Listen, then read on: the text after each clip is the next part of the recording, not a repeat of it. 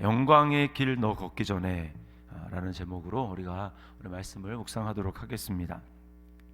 자, 12절에 보니까 명절에 이렇게 이야기를 합니다. 이 명절은 6월절을 이야기하죠. 12장 1절에 보면 6월절 엿새 전에 이렇게 이야기를 합니다. 근데 이제 엿새가 지나서 이제 6월절이 다가온 것입니다. 자, 그랬더니 어떻게 합니까? 온 큰 무리가 예수께서 예루살렘으로 오신다는 것을 듣고 이렇게 이야기를 합니다. 엄청나게 많은 이제 6월절이니까 많은 사람들이 예루살렘으로 이제 왔습니다. 그리고 예수님이 오신다라고 하는 이야기도 듣게 됐어요. 자, 그래서 어떻게 합니까? 13절에 종려나무 가지를 가지고 맞으러 나가 외치되 호산나 찬송하리로다 주의 이름으로 오시느니 곧 이스라엘의 왕이시여 하더라. 종려나무 가지를 손에 들고 또 호산나 이렇게 찬송을 했습니다. 자, 이것은 메시아를 맞을 때에 하는 행동입니다. 특별히 이들이 지금 뭐라고 이야기를 하고 있어요. 13절 끝에 보면 이스라엘의 왕이시여라고 이야기를 하고 있어요. 왕이다. 예수님을 왕으로 그렇게 고백하면서 열렬하게 맞이하고 있습니다. 왜 무리들이 이렇게 열렬하게 예수님을 맞이하는가? 물론 메시아라고 믿기 때문인데, 자, 특별히 그들이 생각하는 메시아가 무엇인지 나타내 주는 게 오늘 17절 말씀해 보면 이렇게 얘기하죠. 나사로를 무덤에서 불러내어 죽은 자 가운데서 살리실 때에 함께 있던 무리가 증언한지라 이렇게 이야기를 합니다. 자, 그러니까 뭐예요?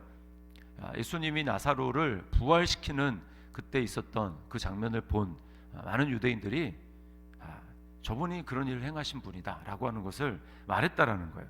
자, 그랬더니 어떻게 합니까? 19절에 이에 무리가 예수를 맞음은 이렇게 이야기를 합니다. 그러니까 원래는 어땠습니까? 다 이제 유대 당국자들, 바리새인들, 제사장들 이 사람들에 의해 가지고 이제 예수를 명절에 우리가 죽이자 그렇게 다 결의를 했는데 이런 무리의 증언에 의해서 예수님을 지금 맞이하고 환영하는 그런 모습을 볼 수가 있습니다. 자, 그리고 엄청나게 이제 많은 인파가 예수님을 따랐어요. 그래서 19절에 보면 바리새인들이 뭐라고 얘기합니까? 볼지어다 너희 하는 일이 쓸데없다. 이 지금 은밀하게 예수님을 죽이려고 했던 이 이제 그 무리들을 향해서 뭐라고 합니까? 쓸데없다. 보라 온 세상이 그를 따르는도다. 엄청나게 많은 사람들이 그 증언을 듣고 예수님을 따르고 환호하고 예수님을 맞이하고 영접하는 이 모습을 보는 것입니다. 쓸데없다. 이제 대세를 거스를 수 없다. 이렇게 이야기를 하는 거죠. 자, 이 지금 무리가 예수님을 따르는 것을 보십시오. 자신들이 원하는 메시아상에 맞아 떨어지기 때문에 그렇게 예수님을 따르는 것입니다. 죽은 자를 살릴 수 있는 능력을 가진 저분이라면 우리가 오매불망 소망하고 있는 우리를 지금 압제하고 있는 힘으로 압제하고 있는 이 로마를 힘으로 물리치고 그리고 이 나라를 정말 다윗의 왕국으로 다윗이 다스릴 때의 그런 태평성대로 돌이켜줄 수 있지 않을까라고 하는 이 기대가 그들에게 있었던 거예요. 자, 이것이 이게 엄밀하게 정말 종교를 말하는 것입니다. 종교. 사람들이 종교를 찾는 이유를 잘 보여주는 거죠. 자신들이 원하는 기대, 자신들이 요구하는, 자신들이 원하는 욕망을 이루어 줄 수 있는 무언가를 찾는 것입니다. 그게 하나님이 됐든 뭐든 자신의 기대를 충족시켜 줄 수 있는 그런 걸 찾는 거예요. 그래서 나에게 힘을 주고 나를 강하게 해주기를 바라는 것입니다. 나의 자존감을 세워주고 내가 꽤 괜찮은 사람이라는 것을 얘기해 줄 수 있는 그러한 종교를 원하는 것입니다. 세상의 모든 종교가 다 그래요. 그래서 책 제목에도 있지만 뭐라고 합니까? 내 안에 잠든 거인을 깨워라 이렇게 이야기를 하죠. 너 자신을 믿으라. 자신의 잠재력을 우리가 깨닫기만 하면 놀라운 일을 할 수 있다.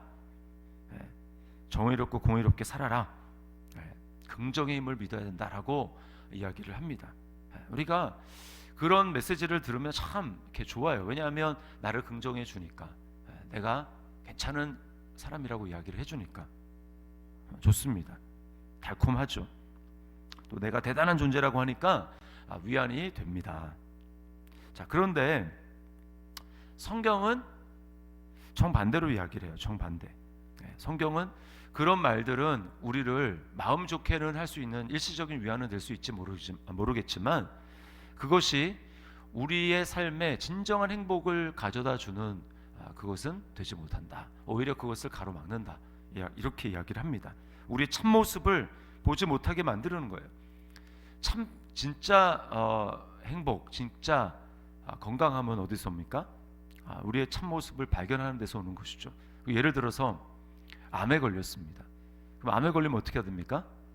암을 고치는 게 진짜 행복을 향해 나가는 거죠. 왜? 진짜 건강해지는 거니까. 암 진단을 했는데 의사가 뭐 당신은 그 암이라는 걸 알았어요. 근데 그 암이라는 것을 있는 그대로 이야기하면 이 사람이 실망할 것 같으니까. 그래서 어떻게 합니까? 당신은 건강합니다. 이렇게 만약에 이야기를 한다고 생각을 해보십시오.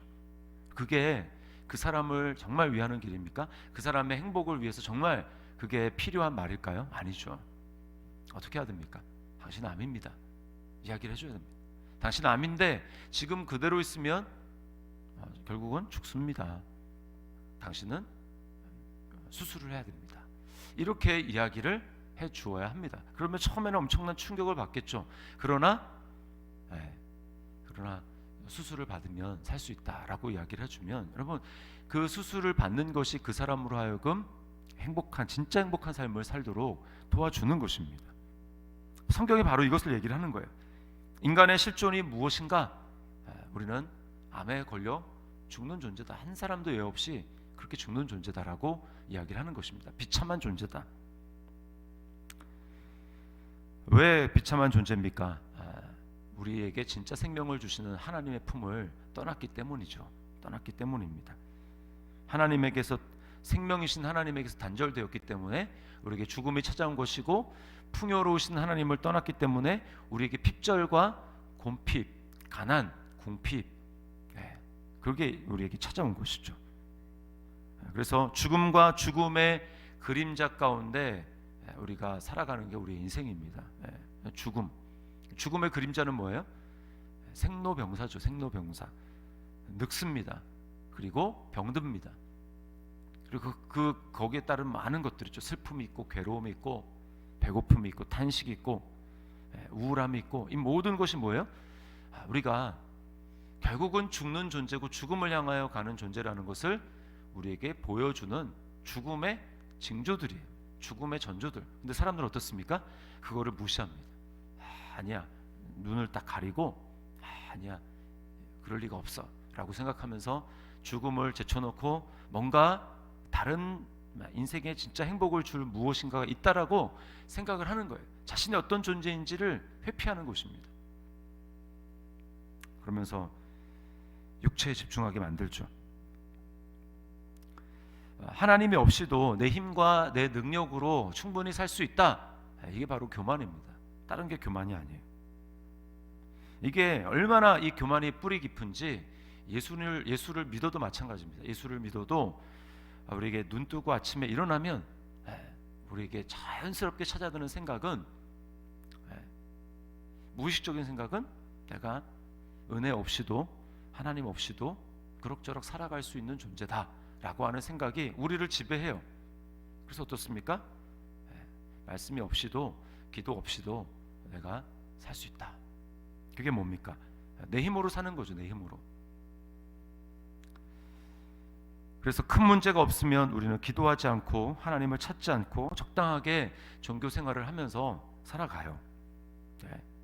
그래서 오늘 예수님의 제자들도 마찬가지죠. 자, 16절 말씀에 보면 이렇게 얘기합니다. 제자들은 처음에 이 일을 깨닫지 못하였다가 예수께서 영광을 얻으신 후에야 이것이 예수께 대하여 기록된 것임과 사람들이 예수께 이같이 한 것임이 생각났더라. 뭘 보여줍니까? 지금 앞에 예수님이 행하신 일 그거를 몰랐다라는 거예요. 예수님 뭘 행하십니까? 14절에 예수는 한 어린 나귀를 보고 타시니. 왕이라고 했죠. 바로 이스라엘의 왕이시여라고 했는데 14절에 바로 예수는 한 어린 나귀를 보고 타시니. 이게 물론 거기 15절에 보면 이는 기록된 바 시온에 따라 그 앞에 기억 이렇게 돼 있죠. 그리고 밑에 보면 스가랴 슥 9장 9절 이렇게 돼 있습니다. 스가랴 9장 9절 말씀을 주님이 성취하신 거예요. 시온에 따라 두려워하지 말라. 보라 너희 왕이 나귀 새끼를 타고 오신다 함과 같으니라. 완전히 맞지 않는, 왕이면 가장 좋은 걸 타야죠. 가장 영광스럽고 사람들이 환호할 만한 것을 타야 되는데 예수님은 많은 사람들의 환호 가운데 나귀 새끼를 타셨다 이렇게 얘기를 합니다. 이거 마치 뭐와 같으냐? 대통령의 단성이 됐습니다. 왕으로 등극했습니다.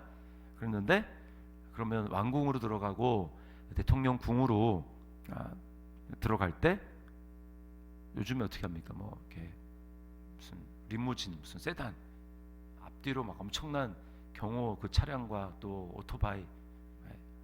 그래서 김정은 같은 경우는 어떻게 합니까? 뭐 누가 어디 탔는지 모를 정도로 엄청나게 호의를 해가지고 그렇게 가잖아요.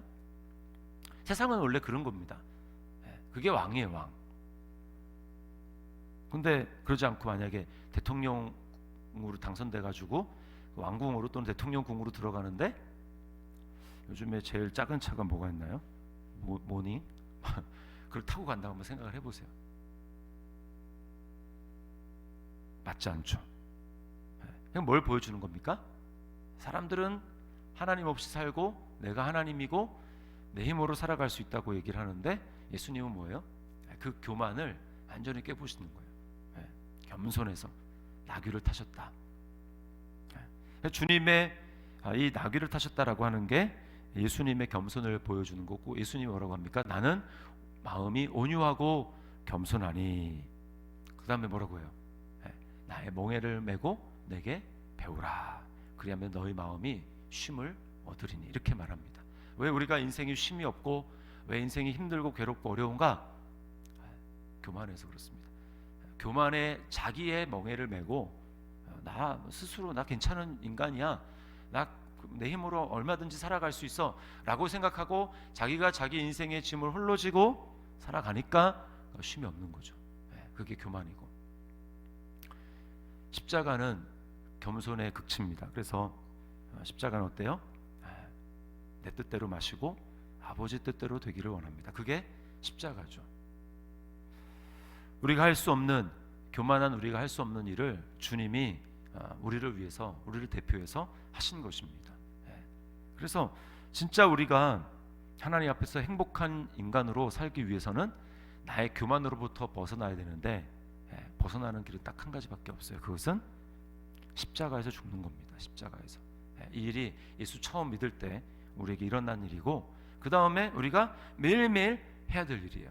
그러나 많은 사람들이 착각하는 게 그것은 대다수의 경건한 소수의 경건한 성도들만 하는 일이라고 생각을 합니다. 그렇지 않아요.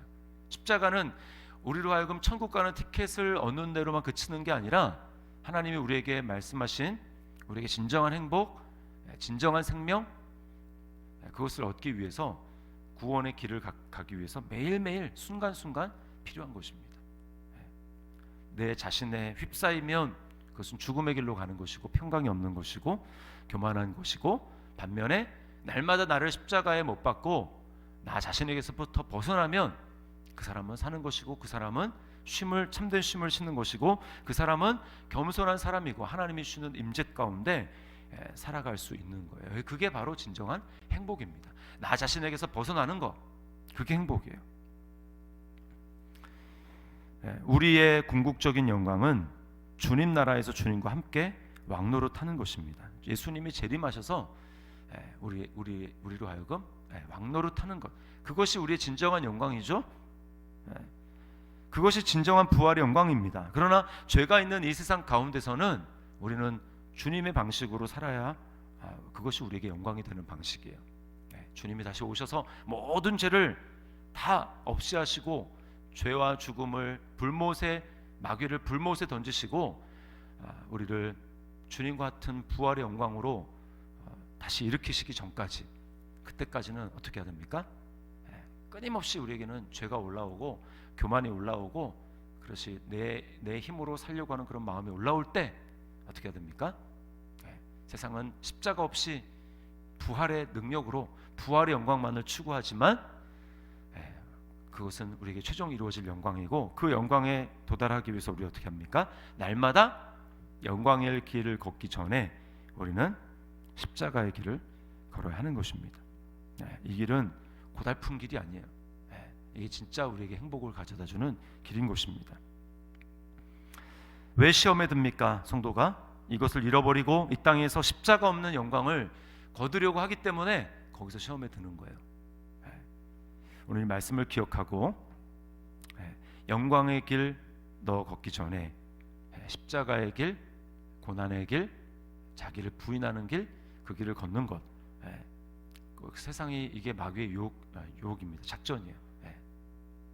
그것이 마치 엄청난 고행의 길인 것처럼,